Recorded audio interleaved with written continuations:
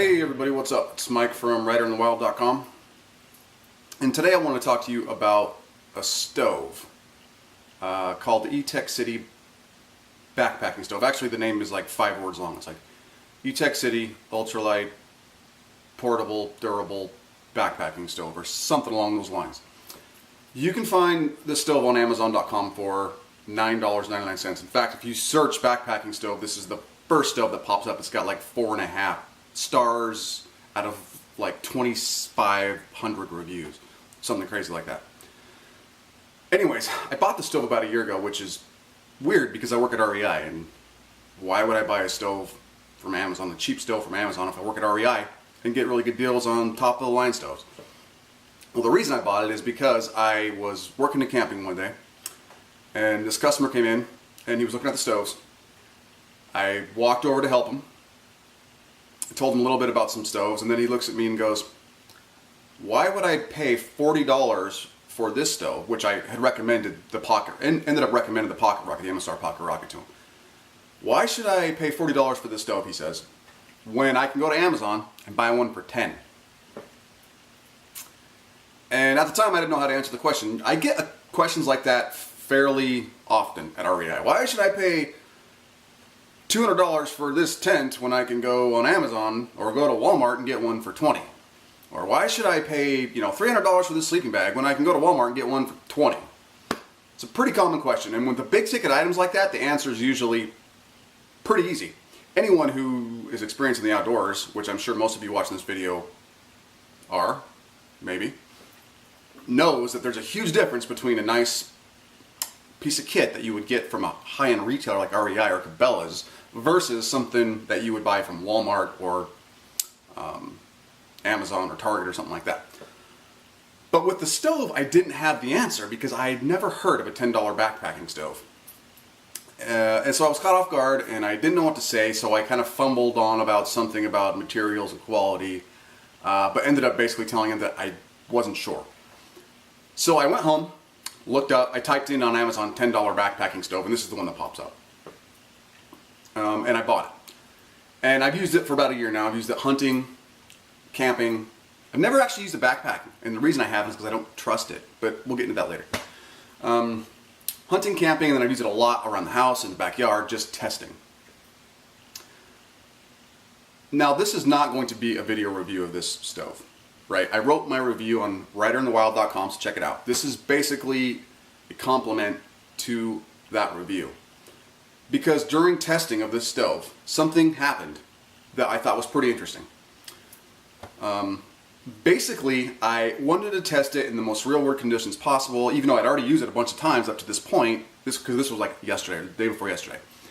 I just wanted to get a little better idea of how it would perform in adverse weather conditions. So I set it outside for an hour, and it was a nice sunny day, but it was really windy, and everything was melting because we had tons of snow here in Central Oregon this year. So everything was melting, so there was a lot of water coming out of the trees and everything. And when I came out to fire the stove up, I realized it had been sitting under a drip. So it had been dripped on by a slow drip from the trees for like an hour.